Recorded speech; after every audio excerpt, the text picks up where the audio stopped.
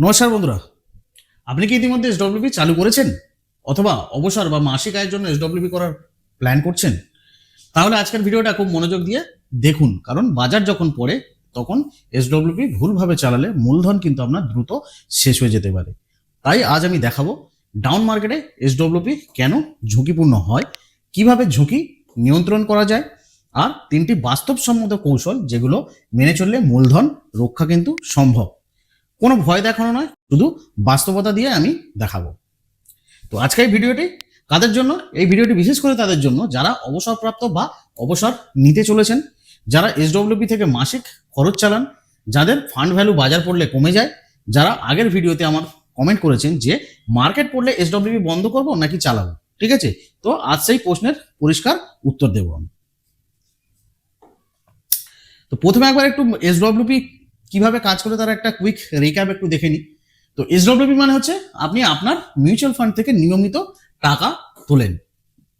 ধরা যাক আপনার ফান্ড ভ্যালু 20 লাখ টাকা, ঠিক আছে, মাসিক এসডব্লিউপি 20,000 টাকা। প্রতি মাসে আপনার ইউনিট বিক্রি হয়, সেই ইউনিট থেকে ইউনিট বিক্রি হয়ে আপনার যে এই যে টাকাটা এসডব্লিউপি সেটা আপনার অ্যাকাউন্টে ঢোকে। বাজার ভালো থাকলে কম ইউনিট বিক্রি হয়, ঠিক আছে, আর বাজার পড়লে বেশি ইউনিট বিক্রি হয়। এখানেই আসে কিন্তু আসল রিস্ক। মানে বাজার যখন কি হয় বলুন তো, বাজার যখন আপে থাকে তখন কিন্তু এখানে ইউনিট আপনার কম বিক্রি হচ্ছে, ঠিক আছে, ইউনিট সেল কম হচ্ছে। আর যখন বাজার আপনার আবার ডাউনে যাচ্ছে তখন কি হয়, ইউনিট আপনার আবার কি, ইউনিট আপনার এখানে কিন্তু বেশি বিক্রি হয়। ঠিক আছে, আমরা তো এই যে এসডব্লিউপি করি, মানে যাই করি, যে এই যে 20 লাখ টাকাটা যে আমরা এসডব্লিউপি করলাম, এগুলো তো ইউনিট কিনছি, তাই তো। এইবারে দেখি ডাউন মার্কেটে এসডব্লিউপি কেন বিপজ্জনক।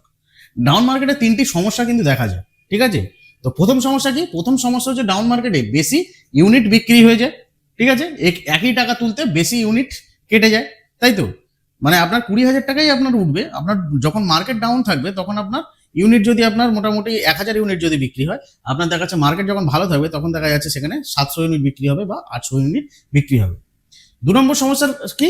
Capital erosion. ফান্ড ভ্যালু নামতে নামতে একসময় মূলধন কিন্তু আপনার দ্রুত কমে যায়, ঠিক আছে, ফান্ড ভ্যালু নামতে নামতে একসময় মূলধন দ্রুত কমে যায়।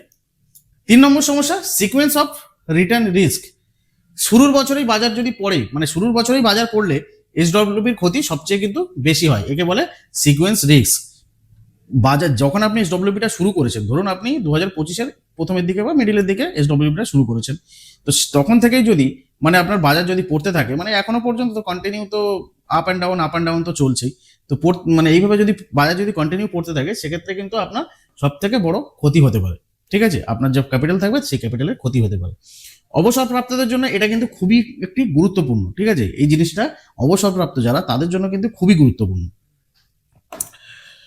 বাস্তব উদাহরণ দেখি একটু।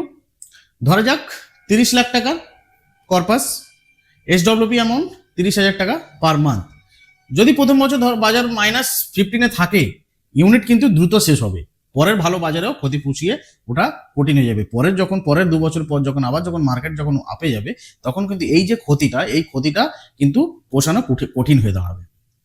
এটা উদাহরণ দিচ্ছি মাত্র, ঠিক আছে। এবার দেখবো আমরা রিস্ক কমানোর 3টি গুরুত্বপূর্ণ কৌশল বা স্মার্ট কৌশল, মাত্র শিক্ষামূলক উদ্দেশ্যে, এটি কোনো ব্যক্তিগত বিনিয়োগ পরামর্শ নয়। রিস্ক কমানোর 3টি স্মার্ট কৌশল। কৌশল নম্বর 1, এসডব্লিউপি সাসপেনশন রুল। ডাউন মার্কেটে এসডব্লিউপি সাময়িকভাবে বন্ধ বা কমানো। কখন না, মার্কেট 15-20% পড়লে, পোর্টফোলিও ভ্যালু শার্পলি কমলে, ঠিক আছে। কি করবেন? 3 থেকে 6 মাস আপনার যে এসডব্লিউপি আছে সেটাকে বন্ধ রাখুন, বা 30,000 থেকে 20,000 টাকা কমান, ঠিক আছে, যে 30,000 টাকা করে যে আপনার এসডব্লিউপি করা আছে সেইটা একটু কমিয়ে নিন, 20,000 করুন বা 15,000 করলে তো খুবই ভালো, ঠিক আছে। এতে কিন্তু আপনার ইউনিট কিন্তু বাঁচবে। ক্লিয়ার? কৌশল নাম্বার 2, বাকেট স্ট্র্যাটেজি। সবচেয়ে কিন্তু এটা কিন্তু কার্যকর, ঠিক আছে। কর্পাসকে 3 ভাগে ভাগ করুন। বাকেট 1 ক্যাশ বা লিকুইড, 1-2 বছরের জন্য সেভিংস বা লিকুইড ফান্ডে দিন, এখান থেকে আপনি এসডব্লিউপি নিন, ঠিক আছে। বাকেট নাম্বার 2 ডেপথ, 3 থেকে 5 বছর শর্ট বা conservative depth fund. Bucket number 3 equity long term, এখান থেকে ডাউন মার্কেটে কিন্তু একদম টাকা তুলবেন না। ডাউন মার্কেটে ইকুইটি ফান্ড থেকে কিন্তু একদমই টাকা তুলবেন না। মার্কেট পড়লে বাকেট 1 ব্যবহার করুন, ইকুইটি কিন্তু ছোঁবেন না। ক্লিয়ার? এবার দেখো কৌশল নাম্বার 3। কৌশল নাম্বার 3 হচ্ছে ডাইনামিক এসডব্লিউপি বা অ্যাডজাস্টেবল উইথড্রল।